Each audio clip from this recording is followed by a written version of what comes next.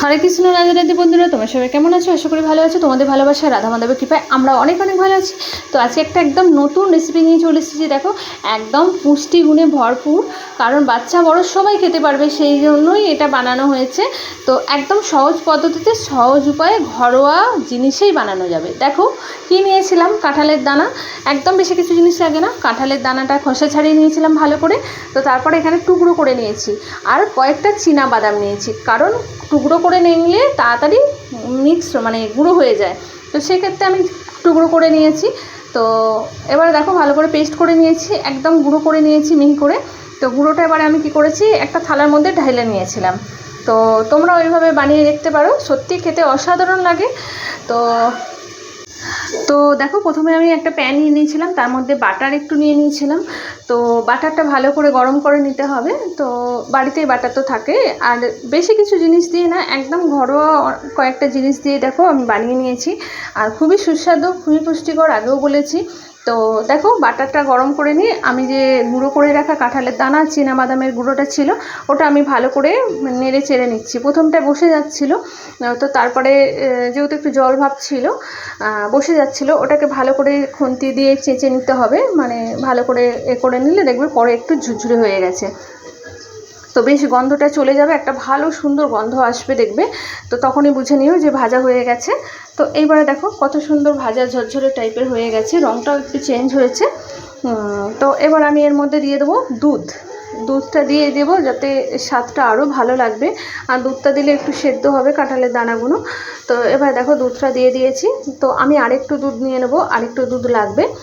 তো তোমরা পরিমাণ অনুযায়ী সেটাই দিও, যতটা পরিমাণে লাগবে।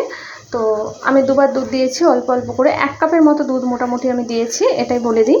তো দেখো, খেতে কিন্তু একদম নতুন ধরনের একটা জিনিস বানিয়েছি, তোমাদের সাথে শেয়ার করলাম।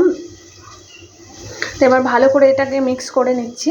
তো এর মধ্যে এবারে কী দেবো বলো তো, চিনিটা দেওয়া হয়নি। তো এবার আমি দিয়ে দেবো চিনি। তোমরা চাইলে এলাচের গুঁড়োও দিতে পারো, কিন্তু এলাচের গুঁড়োটা আমি দিইনি, তাই জন্য তোমাদেরকে আমি শেয়ার করলাম যে তোমরা দিতে পারো। তো এবার চিনিটা দেখো ভালো করে মিক্স হয়ে গেছে, একটুখানি চিট টাইপের এসছে। তো আমি হাত দিয়ে রেখে নিলাম। তো দেখো এবার ভালো করে শুকনো শুকনো হয়ে গেছে, এবারে নামিয়ে নেবো। এবারে কিন্তু নামিয়ে নেবো। দেখো অনেকটাই বসে বসে যাচ্ছে। তো তো এবারে একটা ট্রে অথবা প্লেট, যে যেরকম পারো শেপ দেওয়ার জন্য একটা মাখন লাগিয়ে নিতে পারো, অথবা ঘি, যেটা যেমন মনে হবে। তো এবারে মাখিয়ে নিয়ে এর মধ্যে আমি যে সন্দেশ বানানোর এটা ঢেলে নেবো কাঁঠালের দানার। তো দেখো, এটা নিয়ে এবারে শেপটা নিজের মতো নিজে দেবে। তো অবশ্যই তোমরা কিন্তু বানিয়ে খেয়ে দেখো, আর ভালো লাগলে অবশ্যই কিন্তু জানাবে। দেখো শেপ দিয়ে দিয়েছি। এর ওপরে এবারে একটু সাজিয়ে নেওয়ার জন্য কাজু অথবা কিশমিশ, যার যেটা ভালো লাগে দিতে পারো। আমি কিশমিশ ছিল বাড়িতে, যেহেতু বাড়িতে থাকা জিনিস দিয়ে আমি বানিয়েছি, সেই জন্য বাড়িতে কিশমিশটাই ছিল তো হাতের সামনে, তো আমি কিশমিশটা দিয়ে সাজিয়ে নিয়েছিলাম। তো আর কি বলবো, এটা যদি তুমি ফ্রিজে রাখো তোমরা, খেতে অসাধারণ লাগবে। আর ফ্রিজে না রাখলেও 1 ঘন্টার মতো এমনি ঠান্ডা হতে দিয়ে তারপর বরফি শেপ যে যেরকম আকারে কাটতে পারো কেটে নিতে পারো। আর আমার ভিডিওটা যদি ভালো লেগে থাকে অবশ্যই লাইক, কমেন্ট, শেয়ার করে দিও। আর এইভাবে পাশে থাকার জন্য সকলকে অসংখ্য অসংখ্য ধন্যবাদ। আর ভিডিওর মাধ্যমে যদি কোনো ভুল ত্রুটি হয়ে থাকে অবশ্যই ক্ষমা করে দিও। তো আজ এই অবধি থাক, আর অবশ্যই কিন্তু খেয়ে তোমরা জানিও কেমন লাগলো। দেখো আমি কিন্তু বরফির আকারে এটা কেটে নিয়েছি, সত্যিই খেতে অসাধারণ লেগেছে।